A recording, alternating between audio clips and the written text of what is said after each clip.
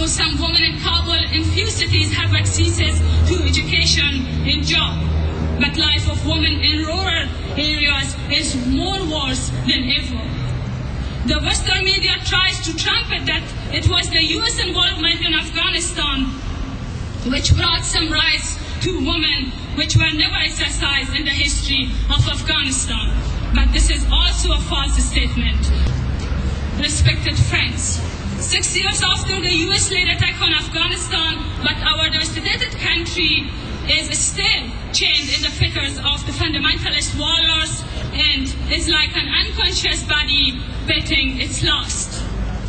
The Bush administration handed over the power to those who have been tested in the past and are killers, looters, and as dark-minded, evil, and cruel as the Taliban. The only sector in which Afghanistan has progressed beyond imagination is the drugs cultivation and trafficking. According to UN, Afghanistan produced 93% of the opium, which easily finds its way even to the streets of New York. The Mail wrote on July 21st, 2007, the four largest players in the heroin businesses are all senior members of the Afghan government. In such circumstances, when enemies of people are in power, life is definitely torturous for the whole nation, particularly women of our country and children. Afghanistan has received billions of dollars in the aid in the past few years, but ordinary people were not benefited from it. It suffers to say that today only 2% have access to electricity. And also, according to a survey they did, over 60% Afghans live below the poverty line. In a March 2007 survey conducted by Integrity Watch Afghanistan, it was revealed that about 60% Afghans think current administration is more corrupt than any other in the past 2 decades. Dear friends, my suffering people have been well and truly betrayed over the past 6 years.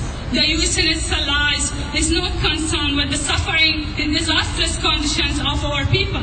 It's in the U.S. strategic and economic interest to put our people in danger as long as its own regional interests are met. Unfortunately, other countries, other U.S. allies, including Canada, are not trying to do anything contrary to the U.S. wrong policies and exactly follow the footpath of the U.S. government. If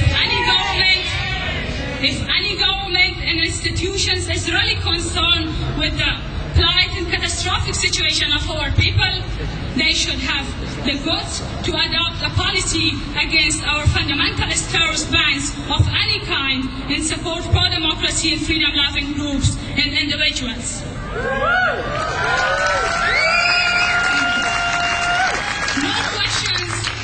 questions that Afghanistan needs international support to get it into track and rebuild itself, but we don't want occupation. Afghanistan has a long history of opposing foreign invasion. History showed that no nation can bring liberation to another nation. It's the obligation and responsibility of our own people to bring freedom and democracy in their country. People of other countries may only give us a helping hand. Foreign invasion is not a solution for the disastrous situation of Afghanistan. A long-lasting and permanent peace can be achieved through the efforts of our own people, even if it will require a longer time. So with the current situation, when the U.S. has armed and empowered a bunch of killers, when foreign troops left Afghanistan, a civil war may endanger Afghanistan once again. Because both sides, Taliban, terrorists, and also Northern Alliance, are fully armed and supported by the foreign countries. But I think if they seriously consider the following points, then the possibility of a civil war can be minimized. The North Alliance must be removed from the power it seriously disarmed in the way of warlord Ismail Khan, disarmed few years ago. Not through process such as DDR and dialogue, which were funny and useless. The international community and the UN must seriously observe and stop countries like Iran, Pakistan, Russia, Uzbekistan, etc. from sending arms and support to the Taliban or the North Alliance killers.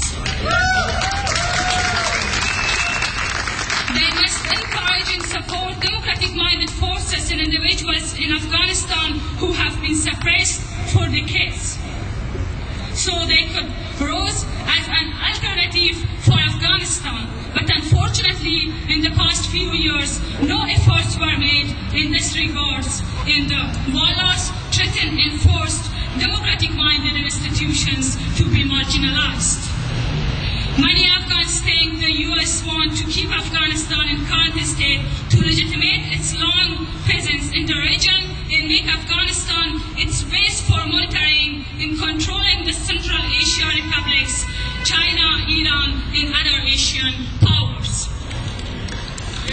I think if these troops did not pull out voluntarily in coming future, they may face resistance from people of Afghanistan. Right now, anti-US sentiments are high among people because years of the conflict in Afghanistan have given political consciousness to our people, and they know the US has been responsible for pushing Afghanistan to the current tragedies. It was the US which poured billions of dollars during the Cold War into the pocket of the dark-minded Islamist forces, then helped the rise of the Taliban and Al-Qaeda, and today once again they are supporting the North Alliance fundamentalists. The US has always supported the enemies of Afghan people, and all the Afghan terrorist groups are in fact products of the US. I stress again and again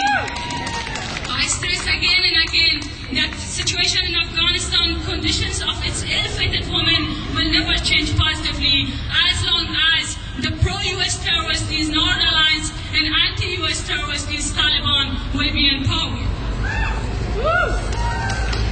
I think peace-loving people in institutions of Canada must realize the fact to help and empower democratic-minded and freedom-loving groups and individuals of Afghanistan who could stand up and able to fight the terrorism and fundamentalism.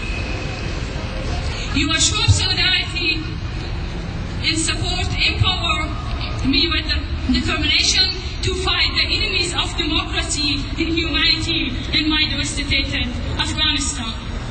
The fundamentalists are counting their days to eliminate me, but I believe in and follow the noble saying of the freedom-loving Iranian writer Samad Behrangi. He said, "Death could very easily come now, but I should not be the one to seek it. Of course, if I should meet it, and that is inevitable, it would not matter. What matters is whether my living or dying has had any effect on the lives of the others." At the end, I want to say, long live freedom, long live